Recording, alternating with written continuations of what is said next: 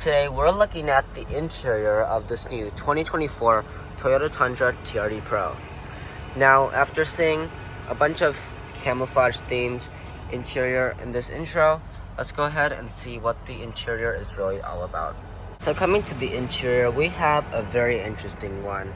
As you can see, absolutely love it, and I'll bet you do too. So starting with the door panel, you have a very interesting design. You have this top part where most truck drivers like to rest their arm on, and they did design it in that way so that you can rest your arm on it. You have a very hard touch armrest down here, while your switchgear will be in matte black plastic for durability, and it will have mostly plastic down below. You have two bottle holders, a little bit of storage on either side, and a little bit of storage above. And I also love the red contrast stitching that goes through it. Coming to the seats, these will have a camouflage themed design with very nice bolsters and red contrast stitching. These will be 10-way power adjusting. You can get 12-way adjusting if you jump up to the fancy capstone trim level. Now if we move this, you have a very unique floor mat design. This will be unique to the TRD Pro. As you can see, you have TRD Pro branding right there. Now to hop on in, relatively easy. You have running boards that will withstand rock, and let's just move that. Let's hop on in.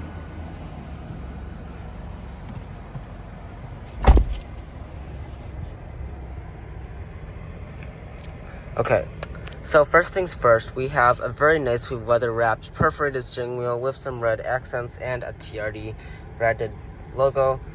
We have a normal horn button and all of our controls on either side. We also have a very nice gauge cluster that is completely digital. However, one thing that I do not understand, if they have all the space, they just put all the stuff on the left side, and most people cannot understand the abbreviations.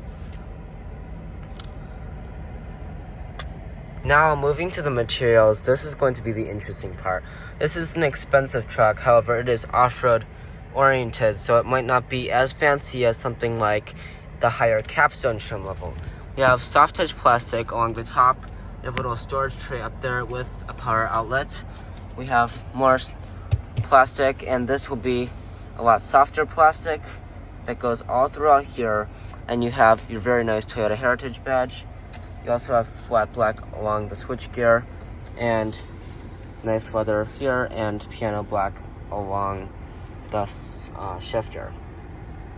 Now the materials are not great, however you could get a big upgrade if you move up to the capstone. Now going on to storage, this is a very important part when it comes to a full-size pickup truck, and the last pickup truck that I reviewed, the Ram 1500, impressed me so much. Now let's see if this Tundra can do any better. You have a little bit of storage here, wireless phone charger, some storage here. Lift that up for just like a little bit of cash, and you can lift this whole thing up, and that will give you all the space down here with like different floors, I guess, and this little cubby right there so nothing slides around. You also have little coin holders right there. Looks like I could stick all four of my fingers in there, and you've got a USB-A and USB-C port. You also can slide this forward and back.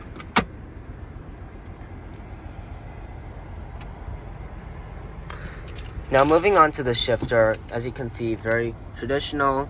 You have a red accent and TRD branding, which I'm very happy about.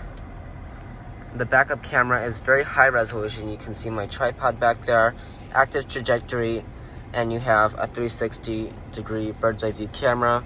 You have many different angles to choose from, and you can also view the bed. Now, you can put that back in park. However, you do also have a button right there, and it actually spins around the car, which is a very premium feature for a car that's this low.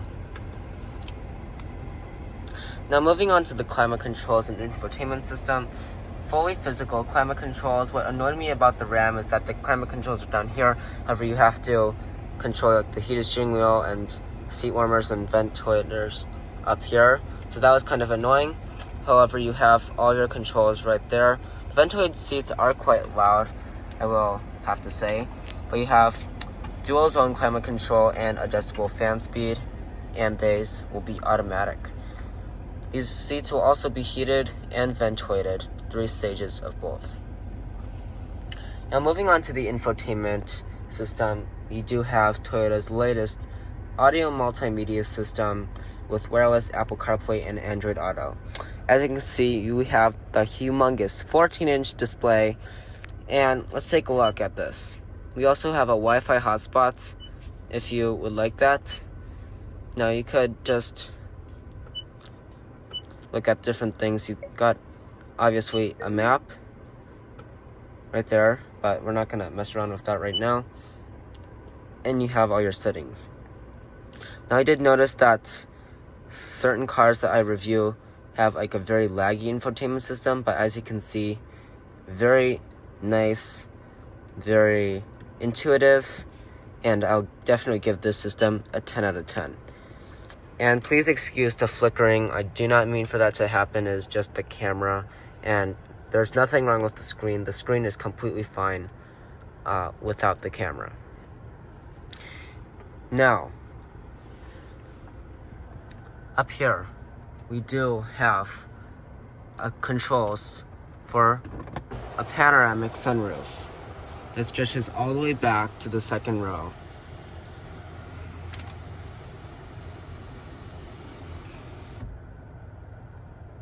And we also will have a digital rear view mirror and a normal rear view mirror. Coming to the passenger side, this is probably where your coworker is gonna sit if they're on a long haul with you, or maybe just your spouse or your kids. Now let's take a look at this, because this is one of the more interesting passenger sides. So the door panel is basically the same. You can rest your arm right there, red contrast stitching, and your controls will be in matte black plastic, and you have plenty of storage down below.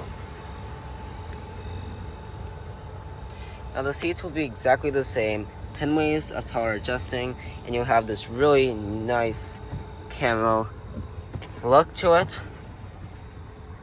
And I already feel amazing sitting in here. As you can see, tons of room, and just look at this. You have a giant Toyota logo right in your face. I actually like that right there, the Toyota Heritage badge. It actually has some red accents. I don't know if you can see that. And you also have your nice plastic. And the glove box will be humongous, even with a shelf. So that is how big it is. You can even fit a shelf in here. So you've got your owner's manuals and a couple other papers and some more room to the side. Now you will have 2 cup holders for the driver and the passenger, as well as 2 cup holders down there, and a grab handle to lift yourself up. Coming to the second row, we have a lot of space in here, guys. And if any full-size pickup truck doesn't have enough space back here, there's probably a problem. Now, taking a look at the door panel, very versatile, and I'm glad that on all 4 doors you have room to rest your arm on the very top, like a lot of people in pickup trucks do. You have leather on the armrest that is not very soft to the touch, more storage down here, 2 cup holders, and storage down here. Now you have some vents down there, and you can lift up the seats. However, you do not have any room under there. You just have this little thingy. Now getting into the second row is very easy, and I feel very high up, very comfortable, and well, I'm just swimming in space. I have tons of legroom, even when this passenger seat is slid almost all the way back. I have a handle to pull myself up in, and I have tons of headroom up top. I also have a seat back pocket, 2 USB ports, and a power outlet. There's plenty of storage here. However, a lot of things will probably fall out of here. The center console does not have a little strap here. However, you do get 2 cup holders, but it's kind of in the way of my arm. So if no one's sitting over there, I'd recommend putting your water bottle over there or whatever drink you have. If you step up to the capstone, you will get heated and ventilated seats in the second row. Also, this panoramic sunroof lets in tons of lights, and that is a good thing. Now we're going to come to the bed area, and this is where you'll probably use this Tundra the most. And for hauling, the Tundra gives you the best experience out of almost any pickup truck. So there are 2 ways to open the bed, actually. There's this little button right there on the side of the taillight. If your hands are full, you could probably just bump that, and that would open up the tailgate. Or you could do it the normal way with the handle. Let's just put this up really quick. But you have a power supply down there, tow hitch down there, and you can pull out this step, which will actually allow you to get into the bed easier if you need to. So I could just step in there, and here I am.